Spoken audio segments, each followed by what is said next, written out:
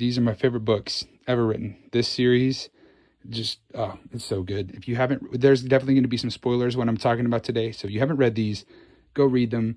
If you have read them, go read them again. They're so good. Oh, I just can't say enough about these books.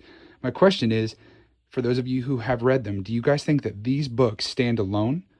Or do you think that in order to understand them, do you have to do some of the secondary and tertiary reading? I think they do stand alone. I think all the extra reading does is help explain things and expand on things, but I do think they stand alone. But I've had some friends that have read them and have been frustrated because they didn't do any extra reading and the ending just, for them, they felt like it was rushed. They felt like it didn't make sense. It came out of nowhere. And they were like, what are we missing? You're missing the secondary reading. If you have only read these books and you haven't read Insomnia, the ending is not going to make sense. Well, it's going to make sense, but it's not going to be satisfying. If you ever read Salem's Lot, Father Callahan and the Woes of the Kala is kind of going to be a random character. But if you have, it's like, oh my gosh, he was one of my favorite characters in that book. To see him come back was so satisfying. Also, if you haven't read Black House, there's going to be moments in Wolves of the Kala that don't make it, not make a ton of sense, but they'll give some backstory.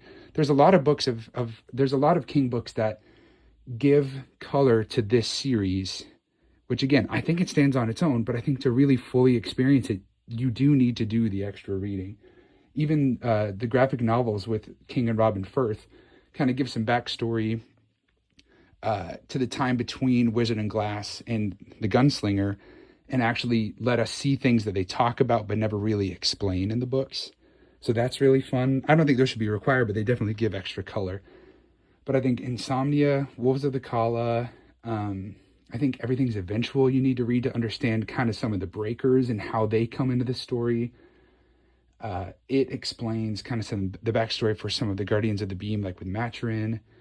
And then that makes 11/22/63 kind of tertiary reading. Bag of Bones really connects things with Darkscore Lake, which kind of makes all of the Castle Rock series connected.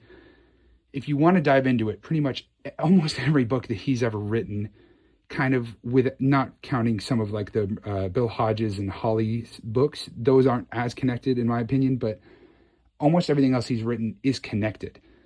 So you could dive all the way in, or you could read these by themselves. What do you guys think? Is there kind of a sweet spot for it? How do you guys suggest to new readers how to read the Dark Tower books? Let me know.